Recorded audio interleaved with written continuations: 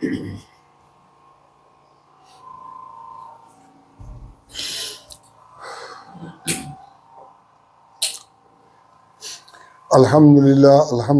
نحمده ونستعینه ونستغفره ونعوذ باللہ من شرور انفسنا ومن سیئات اعمالنا من يهده اللہ فلا مضل له ومن يضلل فلا هادی له قال اللہ تبارک وتعالی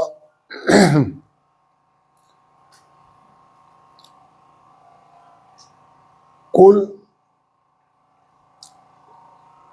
انی انا النذیر المبین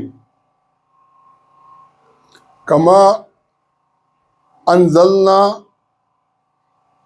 علی المقتسمین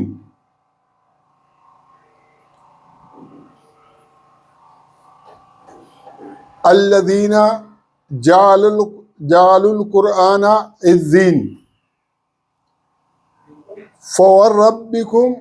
فوربک لنسألنہم اجمعین۔ یہ 4 مختصر سی آیات ہیں۔ کہہ دو اے نبی کہ میں کھلا ڈرانے والا ہوں، کما انزلنا علی المقتسمین، جیسے ہم نے یہ قرآن ان لوگوں پر نازل کیا ہو جو تقسیم کر رہے ہیں۔ الذین جعلوا القرآن عضین، جنہوں نے قرآن کو بوٹی بوٹی بنا دیا، جیسے کسائی بوٹی کرتے ہیں نا، جس نے قرآن کو کیا کر دیا؟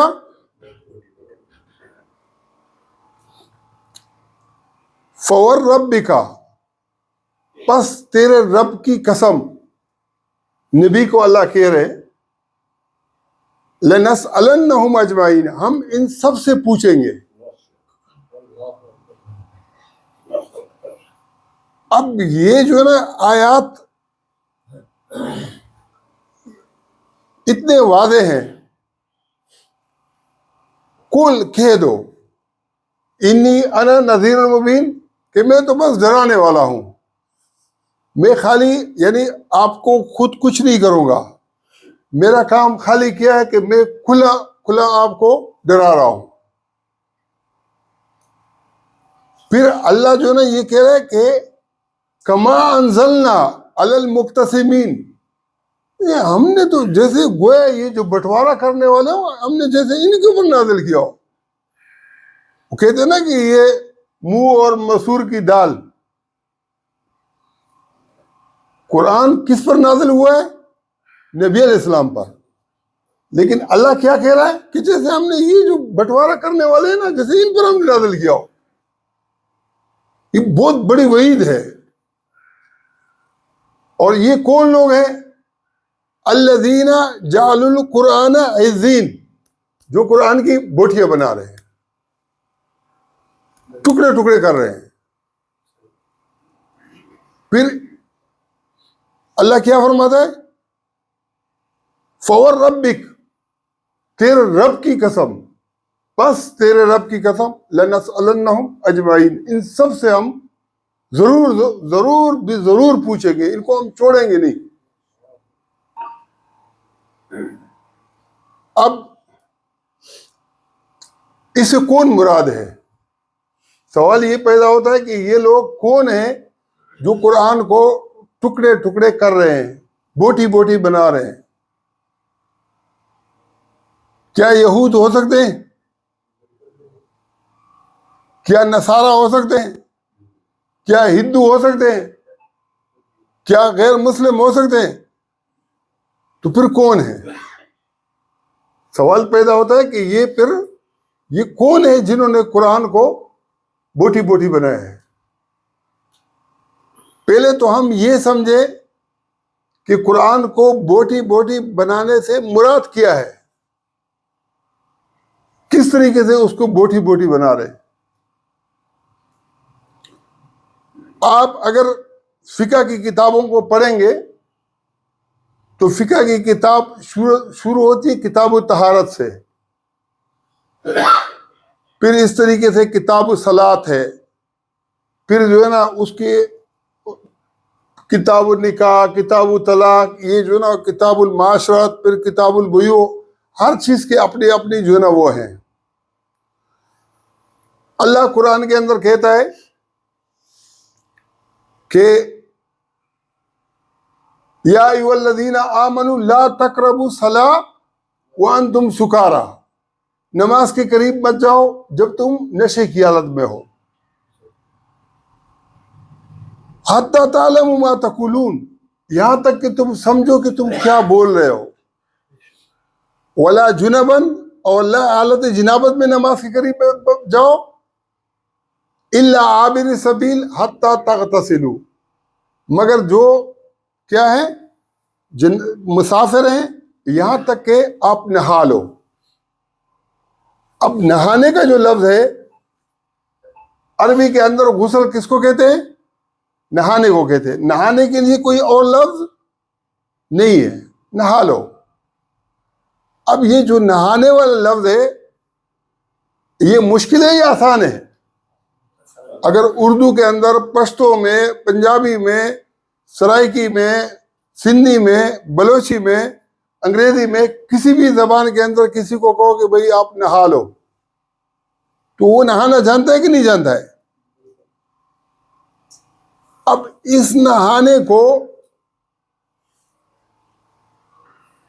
ایک ہے وضو کرنا اور ایک ہے نہانا، دونوں میں فرق ہے کہ نہیں؟ اللہ تعالیٰ دوسری آیت میں کیا فرماتا ہے؟ یا ایھا الذین آمنوا اذا قمتم الی الصلاۃ فاغسلوا وجوہکم وایدیکم الی المرافق وامسحوا برؤوسکم وارجلکم الی الکعبین، کہ اے ایمان والو جب تم نماز کے لیے کھڑے ہو جاؤ تو وضو کرو، چہرے کو دو، ہاتھوں کو کونیے تک دو، اور سر پر مسح کرو، اور پیروں کو ٹخنوں تک دو۔ وَإِن كُنتُمْ جُنُبًا، اگر تم حالت جنابت میں ہو، فَطَّهَّرُوا، تو خوب پاکی حاصل کرو۔ تو وضو کے مقابلے میں نہانا کیا ہے؟ خوب ایک وضو کرنا ہے اور ایک نہانا ہے۔ نہانے کا تو پہلے بتا دیا، تو وضو کے مقابلے میں نہانا کیا ہے؟ خوب پاکی حاصل کرنا ہے۔ دونوں میں فرق ہے کہ نہیں؟ یا وضو اور نہانا ایک بات ہے؟ پورا آدمی جو ہے نا نہاتا ہے، اور اس میں دونوں میں تو فرق ہے کہ نہیں ہے؟ تو جنابت کے اندر کیا ہے؟ غسل ہے، اور اگر جنابت نہ ہو، وضو ٹوٹ گیا ہو تو وضو ہے۔ اس کے اندر کوئی تفریق ہے؟ کوئی ایسی چیز ہے جو سمجھ میں نہیں آتی ہو؟ اب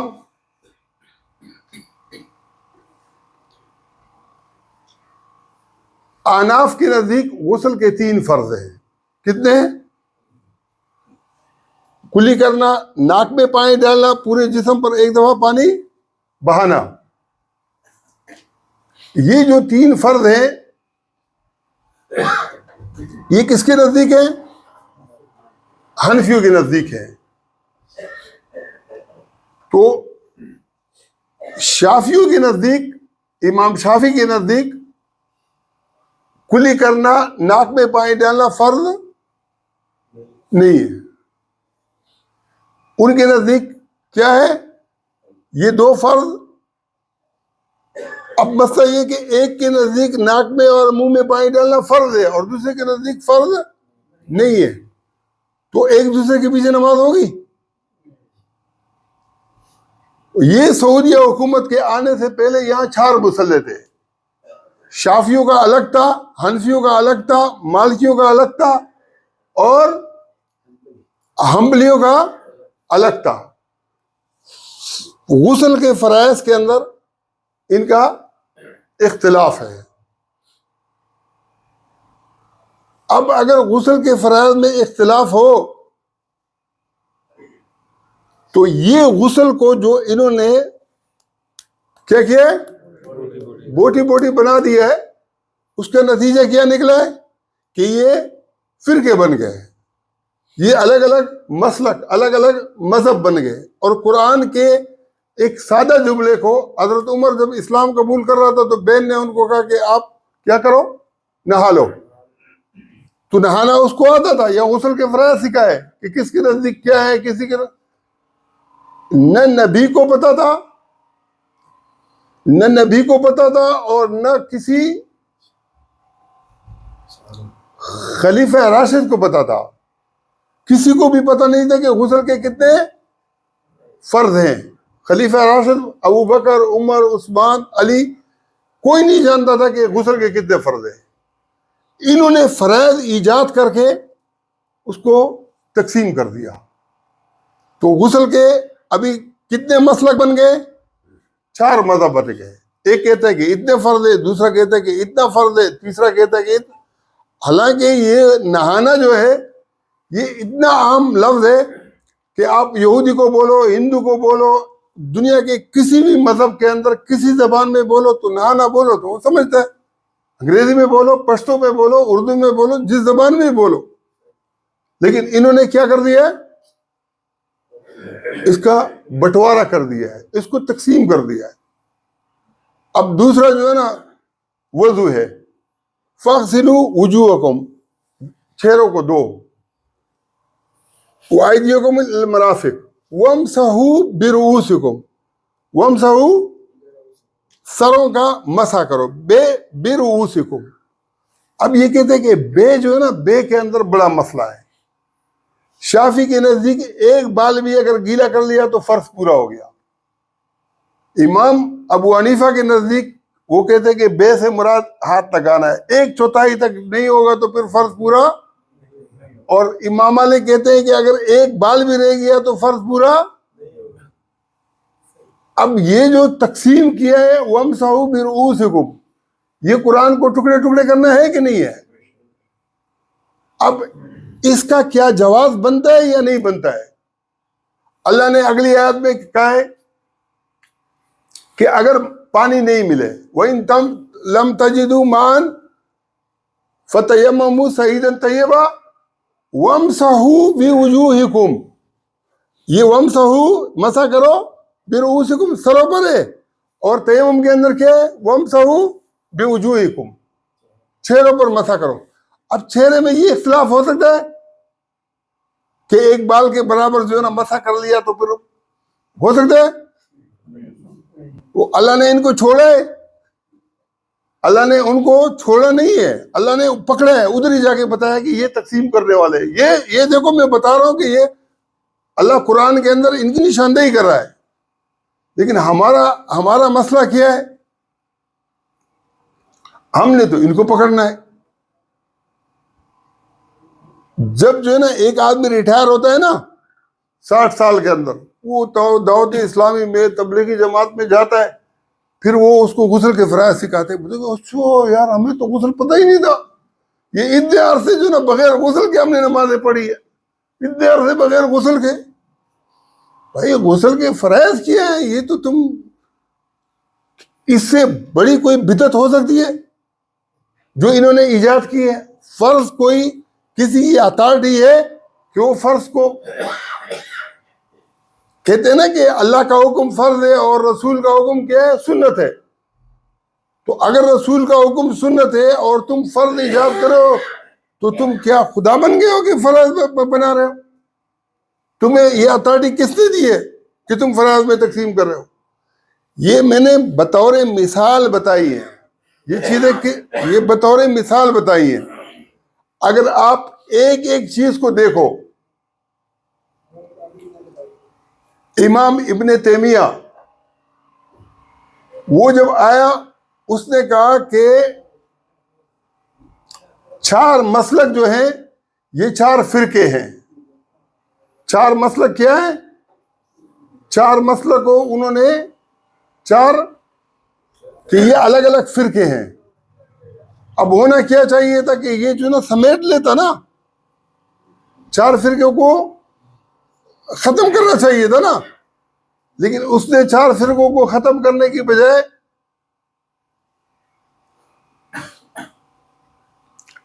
ایک سورہ تحریم کے اندر اللہ تعالیٰ نے قرآن کے اندر فرمایا نبی کو نبی نے اپنی ازواج کو کہا کہ میں نے ماریہ قبطیہ کو اپنے اوپر حرام کیا ہے، تو اللہ نے سورہ تحریم نازل کی۔ سورہ تحریم کا معنی ہے کسی چیز کو حرام قرار دینا۔ تحریم کا کیا معنی ہے؟ کسی چیز کو حرام قرار دینے کو تحریم بولتے ہیں۔ تو سورہ تحریم کے اندر اللہ نے کیا فرمایا؟ یا ایھا النبی لم تحرم ما احل اللہ لک، اے نبی آپ کیوں حرام کرتے ہو جس کو اللہ نے آپ کے لیے حلال کر دیا ہے۔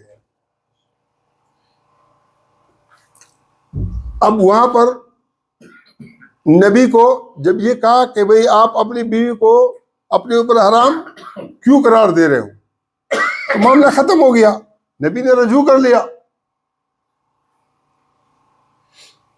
یہ جو نا کتابوں میں لکھا ہے کہ حضرت علی کرم اللہ وجہہ کو کسی نے فتویٰ پوچھا کہ میں نے بیوی کو کہہ دیا ہے کہ تو مجھ پر حرام ہے، تو علی نے کہا کہ یہ 3 طلاقیں ہو گئی، ابھی آپ رجوع نہیں کر سکتے ہو۔ حضرت عمر نے کیا کہا؟ حضرت عمر کے پاس کوئی اور شخص گیا، اس سے کہا کہ میں بیوی کو حرام قرار دے چکا ہوں، تو حضرت عمر نے کہا کہ آپ رجوع کر سکتے ہو، یہ 1 طلاق ہو گئی۔ اب حضرت عمر اور اس کے اندر اختلاف ہے کہ نہیں؟ یہ تضاد ہو گیا۔ اب یہ تضاد جو ہے اللہ قرآن کے اندر کہتا ہے وَلَا تَقُولُوا بِأَلْسِنَتِكُمْ وَلَا تَصِفُوا بِأَلْسِنَتِكُمْ أَن تَقُولُوا هَذَا حَلَالٌ وَهَذَا حَرَامٌ، اپنی زبانوں کو ملوث مت کرو کہ اپنی طرف سے کہو کہ یہ حلال ہے اور یہ حرام ہے۔ تو کیا علی اور عمر کے درمیان اتنا بڑا اختلاف ہو سکتا تھا کہ ایک کہے کہ حرام ہو گئی اور دوسرے کہتے کہ نہیں حرام نہیں ہوئی ہے؟ ہو سکتا ہے؟ نہیں ہو سکتا۔ لیکن مسئلہ کیا تھا؟ علی نے جب بیوی نے اس کو کیا کہا کہ تو مجھ پر حرام ہے، تو علی نے پوچھا تو بیوی نے کہا کہ میں ابھی رجوع نہیں کرنا چاہتا ہوں، میں رجوع کے لیے بیر نہیں کرنا چاہتی ہوں، میں راضی نہیں ہوں۔ تو علی نے کہا کہ اب رجوع نہیں ہو سکتا۔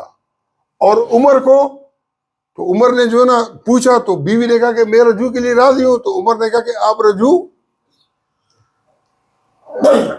کر سکتے ہو۔ تو عمر اور علی میں اختلاف نہیں ہے۔ جو قرآن کے اندر بنیاد ہے وہ کیا ہے کہ بیوی کو اگر طلاق کہہ دیا، حرام کہہ دیا، اسے ناراض ہو گئے تو اس کے پاس اختیار آ جاتا ہے۔ کیا اختیار آتا ہے؟ یہ اختیار آتا ہے کہ اگر وہ صلح نہیں کرنا چاہے تو آپ پھر اس کے ساتھ صلح۔ اب مسئلہ یہ کہ یہ جو حلال اور حرام کا جو لفظ تھا، یہ تو اگر کوئی سمجھدار ہوتا تو عمر اور علی کے درمیان جو اختلاف تھا وہ ختم ہو جاتا۔ اب 4 خلفاء راشدین کی طرف بھی ہے اور 4 ائمہ کی طرف، یہ کتنے ہو گئے؟ 8 اختلاف۔ اس کے علاوہ 20 اجتہاد ابن تیمیہ کے شاگرد نے زاد المعاد کتاب ہے، بڑی مشہور کتاب ہے ابن قیم کی، اس نے کہا کہ 20 اقوال ہیں، 20 اجتہادات ہیں، اگر بیوی کو حرام کہہ دیا کہ کیا ہوگا۔ اب قرآن کی آیت کے کتنے ٹکڑے کیے؟ یہ 20 الگ الگ جو ہے نا دین، الگ الگ مذہب بنا دیے۔ بات سمجھ میں آ رہی ہے؟ قرآن کے اندر جو معاملات ہیں وہ بہت واضح ہے۔ ایک معاملہ یہ ہے کہ ایک آدمی اگر بیوی سے ناراض ہو جاتا ہے تو ناراض ہونے کے بعد بیوی کتنے عرصے تک انتظار کرے؟ سوال پیدا ہوتا ہے کہ نہیں ہوتا ہے؟ کیا اللہ محدود مدت تک اللہ ایسا کر سکتا ہے کہ وہ کہ بیوی انتظار کرے؟ نہیں۔ ناراض ہوا، پہلی عدت قرآن کے اندر جو بیان ہوئی ہے نا، پہلی عدت، وہ بعد میں عدتوں کا بیان بعد میں ہے، یہ پہلی عدت ناراضگی کے لیے ہے۔ آیت نمبر 226 سورہ بقرہ، للذین یؤلون من نسائہن تربص 4 اشہر، جو لوگ بیوی سے ناراض ہو جائیں، لا تعلق ہو جائیں، ان کے لیے 4 مہینے ہیں۔ کتنے ہیں؟ 4 مہینے۔ اگر 4 مہینے میں راضی ہو گئے تو ٹھیک ہے، نہیں تو بیوی جہاں چاہے وہ شادی کر سکتی ہے۔ اگر ایسا ہوا جو قرآن نے کہا ہے تو لوگ بیوی سے اتنے عرصے تک ناراض رہیں گے؟ لیکن آج تک کسی نے یہ بتایا ہے؟ اس کو بھی انہوں نے ٹکڑے ٹکڑے کر دیا ہے۔ ایک کہتا ہے کہ 4 مہینے کے بعد نکاح ختم ہو گیا، اب اگر آپ راضی بھی ہونا چاہیں تو نہیں ہو سکتے۔ دوسرا کہتا ہے کہ نہیں، 4 مہینے نہیں، اگر 4 سال بھی گزر جائے، 10 سال بھی گزر تو وہ قائم رہے گا۔ اس کو بھی انہوں نے کیا کر دیا ہے؟ ایک کہتا ہے کہ شوہر نے حق استعمال کر لیا۔ کیا حق استعمال کیا؟ 4 مہینے نہیں کیا لہذا طلاق ہو گیا۔ دوسرے کہتے ہیں کہ نہیں، شوہر نے ابھی تک زبان سے نہیں بولا نا تو حق استعمال نہیں کیا۔ بھائی عدت کا جو بیان ہے وہ بیوی کے لیے یا شوہر کے لیے؟ تو بیوی کو تکلیف سے بچانے کے لیے۔ اگر بیوی کے سینڈل ہیں یا بیوی کے بریزر وغیرہ ہیں وہ بھی آپ مرد کو دے دو کہ یہ تمہارا ہے، تو یہ غلط ہوگا یا ٹھیک ہوگا؟ ارے عدت تو یار بیوی کا مسئلہ ہے، عدت تو شوہر کو تو عدت نہیں رکھنی ہوتی ہے، اس کو بھی تم جو ہے نا شوہر کے اس میں ڈال رہے ہو، اس کے کاندھے میں ڈال رہے ہو۔ تو اس وجہ سے انہوں نے سمجھا نہیں۔ اب نبی علیہ السلام نے جب ناراضگی کا اظہار کیا کہ اپنے اس سے ناراض ہو گئے، کس سے ناراض ہو گئے؟ ازواج سے۔ تو 1 مہینے کے بعد آپ نے کہا کہ میں ابھی راضی ہوں، رجوع کرتا ہوں۔ اللہ نے کہا کہ نہیں نہیں نہیں، آپ رجوع نہیں کر سکتے ہو، آپ ان بیویوں کو اختیار دے دو، وہ اگر راضی ہوں گے تو آپ رجوع کر سکتے ہو، اگر وہ راضی نہیں ہے تو آپ رجوع نہیں کر سکتے ہو۔ قرآن کی واضح آیات ہیں۔ اگر ناراضگی کے اندر اجازت نہیں ہے، ناراضگی کے بعد 4 مہینے میں منایا تو ٹھیک ہے، نہیں تو 4 مہینے کے بعد کیا ہے؟ وہ جہاں چاہے شادی کر سکتی ہے۔ تو اگر طلاق بول دیا یا حرام بول دیا، پھر آپ کو اجازت ہے کہ آپ اسے دوبارہ اس کو پکڑیں؟ طلاق رجعی کا کوئی تصور نہیں ہے، طلاق رجعی کا کوئی بھی تصور نہیں ہے۔ لیکن انہوں نے کیا کیا ہے؟ انہوں نے ایک ایک آیت کے اتنے ٹکڑے کیے ہیں کہ میں اگر یہ بیان کرنے بیٹھ جاؤں نا تو یہ رات گزر جائے گی اور ان کے ٹکڑے جو ہے نا آپ کو جو ہے نا نظر آئیں گے کہ یہ ایک ایک چیز کے کتنے کتنے انہوں نے ٹکڑے کیے ہیں۔ اب قرآن کی طرف تو رسول اللہ صلی اللہ علیہ وسلم کے بارے میں اللہ کہتا ہے کہ قیامت کے دن رسول اللہ صلی اللہ علیہ وسلم اللہ کی بارگاہ میں شکایت کریں گے۔ کیا شکایت کریں گے؟ وَقَالَ الرَّسُولُ یا ربی ان قومی اتخذوا هذا القرآن مہجورا، اے میرے رب بے شک میری قوم نے اس قرآن کو چھوڑ رکھا تھا۔ شکایت کیا کریں گے؟ اب قرآن کو مولویوں نے بھی چھوڑا ہے، عوام نے بھی چھوڑا ہے، حکومتوں نے بھی چھوڑا ہے، تو کہاں سے مسلمان ترقی کریں گے؟ جب ہم نے قرآن کو چھوڑ دیا تو اخلاقیات کہاں رہ جاتے؟ ایک آدمی کو آپ بیوی سے شادی کرنے کے بعد آپ اس کو جتنا مرضی رگڑا دو، اور یہ اتھارٹی آپ کو قرآن نے دیے، دین نے دیے، یہ ممکن ہے؟ جس طریقے سے شوہر کو طلاق کا حق ہے، ایسے عورت کو خلا لینے کا حق ہے۔ عورت تو 10 مرتبہ ناراض ہو کر چلی جائے تو واپس آ سکتی ہے کہ نہیں آ سکتی ہے؟ اور تم کیا کہتے ہو کہ اگر شوہر کے منہ سے نکل گیا کہ 3 طلاق، پھر رجوع کی گنجائش؟ اب جہاں تم نے گنجائش ختم کی ہے اس کو تو طلاق کی اجازت ہے، اور جس کو بار بار آنے کی اجازت ہے اس کی آپ نے گنجائش، یہ ہو سکتا ہے؟ اور دوسرا یہ کہ 3 طلاق کے مسئلے پر یہ کہتے ہیں کہ کیا ہے؟ حلالہ ہے۔ اب حلالہ جو ہے نا کہ اس کا مطلب کیا ہے کہ ایک رات کسی اور کے ساتھ گزارے۔ یہ تو ممکن ہے کہ آپ کسی کو بولو کہ یہ سزا ہے کہ آپ کسی کا ہاتھ کاٹو، کسی کا دان کاٹو، کسی کا جو ہے نا کان کاٹو، یہ سزا ہو سکتی ہے کہ عورت جو ہے نا کسی کے پاس رات گزارے؟ یہ سزا ہو سکتی ہے؟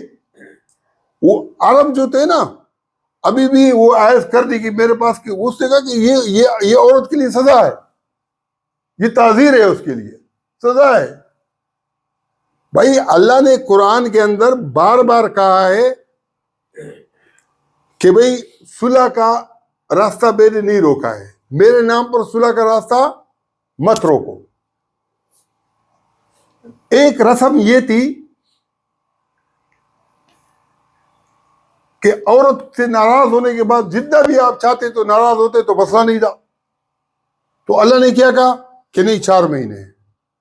پھر یہ بھی واضح کر دیا کہ یہ 4 مہینے بھی اگر آپ کے دل کے اندر طلاق کا عزم تھا تو آپ گناہگار ہو گئے۔ کیوں؟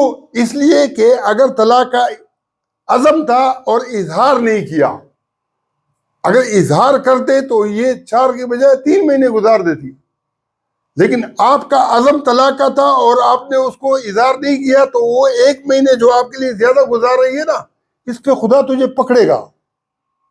یہ تمہارے دل کا گناہ ہے کہ تمہارا چھوڑنے کا پروگرام تھا، اب چھوڑنے کا پروگرام نہیں تھا، ویسے ناراض ہو گیا تو 1 مہینے کی رعایت ہے، پھر اللہ نہیں پکڑے گا۔ لیکن 1 مہینے سے زیادہ اس کے لیے انتظار کی گنجائش نہیں ہے۔ طلاق کا لفظ بول دیا، اظہار کر دیا، پھر 3 مہینے، اگر اظہار نہیں کیا تو پھر 4 مہینے، اور اگر ارادہ یہ تھا طلاق کا تو 1 مہینے پر بھی خدا پکڑے گا کہ وہ 4 مہینے پر اس کو انتظار کیوں کر۔ اب اللہ کہتا ہے کہ المطلقات یتربصن بانفسہن ثلاثۃ قروء، طلاق والی عورتیں 3 ادوار تک انتظار کریں۔ اب انہوں نے یہاں ایک کہتا ہے کہ طور مراد ہے، دوسرا کہتا ہے کہ حیض مراد ہے۔ یہ ممکن ہے؟ ایک کہتا ہے کہ اسے طور مراد ہے 3 طور، دوسرا کہتا ہے کہ 3 حیض مراد ہے۔ یقین جانو کہ قرآن کا ترجمہ بھی ان سے نہیں ہوتا ہے۔ قرآن کا جو ترجمہ عربی میں لکھا ہوا ہے نا، بالکل غلط لکھا، ان سے بن بھی نہیں سکتا ہے۔ اچھا 3 ادوار جو ہے نا، 3 ٹینیور، 3 ادوار آسان معاملہ ہے، مشکل تو نہیں ہے کہ 3 ادوار، پہلا دور طور و حیض، پھر دوسرا طور و حیض، پھر تیسرا طور و حیض، اس کا کوئی مطلب ہے، کنسیپٹ بالکل کلیئر ہے۔ اور نبی اسلام نے عملی طور پر سمجھایا کہ پہلا طور، پھر حیض، پھر دوسرا طور، پھر حیض، پھر تیسرا طور، یہ سمجھایا۔ اب آپ کی میرے سے کون سی ملاقات ہے؟ پہلی مرتبہ ہے؟ دوسرے مرتبہ کی ملاقات ہے۔ اب ہم کیا کہیں گے کہ ہماری یہ دوسری ملاقات ہے، ہماری 2 مرتبہ، کافی عرصے کے بعد 2 مرتبہ ہماری ملاقات ہوئی، 3 مرتبہ ملاقات ہوئی ہے۔ تو الطلاق مرتان، وہاں پر ثلاثۃ یتربصن بانفسہن ثلاثۃ قروء، پھر 3 قروء کا باقاعدہ اللہ نے واضح کیا۔ میں کتابوں میں بہت ساری چیزیں واضح کر چکا ہوں، لیکن میں یہاں یہ سمجھانا چاہ رہا ہوں کہ اللہ نے جب رجوع کے لیے عدت رکھی ہے، اور پھر کیا کہا ہے کہ معروف طریقے سے آپ کیا کر سکتے ہو، صلح کی شرط پر رجوع کر سکتے ہو۔ ایک سائڈ پر تو انہوں نے کیا کیا کہ عدت کے اندر بھی پابندی لگا دی کہ 3 بول دیا تو اب رجوع نہیں ہو سکتا۔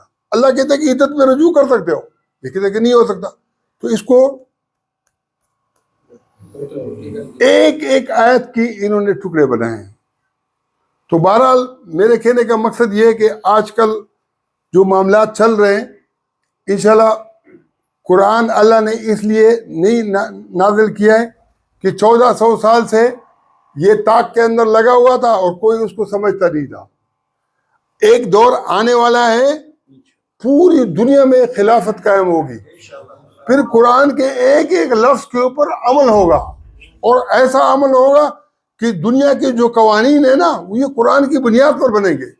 یہ نبی اسلام نے تھوڑی اس لیے پتھر کھائے تھے طائف کے اندر، نبی اسلام نے یہ قربانیاں تھوڑی دی تھی کہ آپ مروان اور یزید کو جو ہے نا مسلط کرو، آپ بنو امیہ کے اوپر قبضہ کرواؤ، بنو عباس قبضہ کروائیں۔ یہ بعد میں لوگوں نے تو قرآن کے ساتھ بہت زیادتی کی ہے، قرآن کو تو چھوڑ دیا ہے۔ جو بادشاہ جتنا چاہتا تھا قتل کرتا تھا، قتل کا کوئی حساب نہیں ہے۔ پوچھا مسئلہ کیا پوچھا جاتا تھا کہ اگر جو ہے نا حرم کے اندر احرام میں مکھی مار دی تو دم واجب ہو کہ نہیں ہو؟ وہ پوچھتے تھے کہ ظالم تم نے پورے جو ہے نا کربلا کے اندر اتنے لوگوں کو مار دیا، اس کو تو پوچھتے نہیں ہو، اس کا دم کا پوچھتے ہو؟ اس طریقے سے یہ بڑھتے بڑھتے یہ معاملات آج بالکل اجنبی بن گئے ہیں، اور انشاءاللہ وہ وقت بالکل قریب ہے کہ یہ بدلے گا.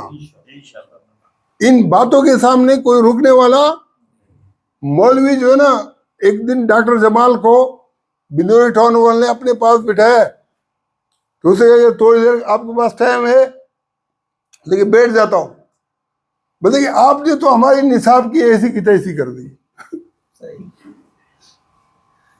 ابھی ان کو اپنے اس کے اوپر اعتماد نہیں ہے. قرآن کی جو موٹی موٹی چیز، قرآن کی تعریف کیا ہے. یہ کہتے ہیں کہ یہ قرآن جو لکھا ہوا شکل میں کتاب ہے نا، یہ قرآن نہیں ہے. اب اگر یہ نہیں ہے تو پھر آپ اس کو ٹیشو پیپر کی طرح استعمال کرو تو فرق پڑے گا. جب یہ قرآن ہے ہی نہیں، اس لیے کہتے ہیں کہ سورہ فاتحہ کو پیشاب سے لکھنا جائز ہے. حالانکہ کتاب وہ ہوتے ہیں جو لکھا ہوا ہے.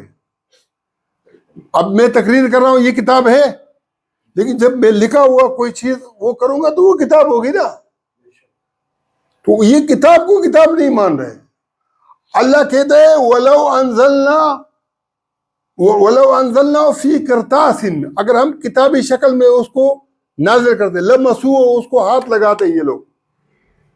کرتاس کاغذ کے اندر جو نا اس کو اتارتے اوپر سے، پھر بھی یہ کہتے کہ یہ تو جادو ہے. اب اگر میری جو تقریر ہے اگر کوئی لکھے گا تو وہ میری تقریر ہوگی کہ نہیں ہوگی؟